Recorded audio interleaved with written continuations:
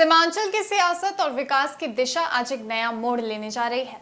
प्रधानमंत्री नरेंद्र मोदी आज यानी कि सोमवार को पूर्णिया पहुंचेंगे और यहां से पूरे सीमांचल को 36,000 करोड़ रुपए की परियोजनाओं का तोहफा देंगे। लंबे अरसे से उपेक्षा और पिछड़ेपन की कहानी रहे इस इलाके को अब एक नई रफ्तार देने की तैयारी की जा रही है। प्रधानमंत्री का कार्यक्रम बेहद सटीक और चुस्त अंदाज में तय हुआ है। बता दें कि दोपहर 2:30 बजे पीएम मोदी इंडियन एयरफोर्स के बीबीजे विमान से पूर्णिया एयरपोर्ट पर उतरेंगे और एयरपोर्ट पर 46 करोड़ की लागत से बने पोर्टो केबिन टर्मिनल भवन का उद्घाटन करेंगे। सिकंदरपुर जाएंगे और 4:45 पर कई परियोजनाओं का शिलान्यास और उद्घाटन करेंगे। बाद में एक बड़ी जनसभा को संबोधित करेंगे जिसमें विपक्ष पर सीधी राजनीतिक चोट और मतदाताओं को स्पष्ट संदेश दिए जाने की उम्मीद की जा रही है। वहीं 5:20 पर कार्यक्रम समाप्त होने के बाद दिल्ली के लिए वापस रवाना हो जाएंगे।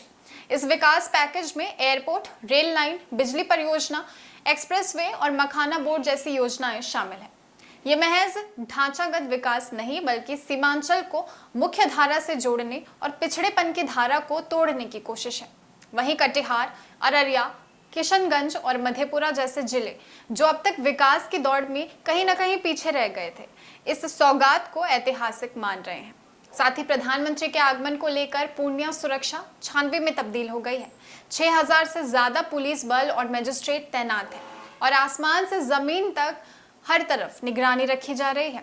साथ ही एनएच पर भारी वाहनों की एंट्री बंद कर दी गई है और शहर में ट्रैफिक पैटर्न बदल दिया गया है।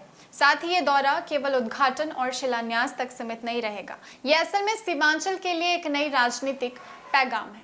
वर्षों से उपेक्षा के शिकार इस जमीन को लेकर धारणा रही है कि केंद्र और राज्य सरकारें इसे नजरअंदाज करती रही, मगर प्रधानमंत्री मोदी का ये दौरा उस धारणा को बदलने की कोशिश है। प्रधानमंत्री का संबोधन केवल विकास योजनाओं की गिनती भर नहीं बल्कि विपक्ष को चुनौती और जनता को ये भरोसा दिलाने का प्रयास होगा कि अब सीमांचल राजनीति का हाशिया नहीं बल्कि मुख्य मंच बनने जा रहा है। पूर्णिया और आसपास के जिलों से हजारों लोग इस जनसभा में शामिल होने की तैयारी कर रहे हैं। उनकी सबसे बड़ी उम्मीदें सड़क, रोजगार, बिजली और शिक्षा जैसी बुनियादी सुविधाओं से जुड़ी है। यदि ये परियोजनाएं समय पर धरातल पर उतरती हैं तो सीमांचल का नक्शा वाकई बदल सकता है। फिलहाल अपडेट में इतना ही। मिलेंगे आपसे अगली अपडेट के साथ। बने रहिए हमारे चैनल द न्यूज़ पोस्ट के साथ।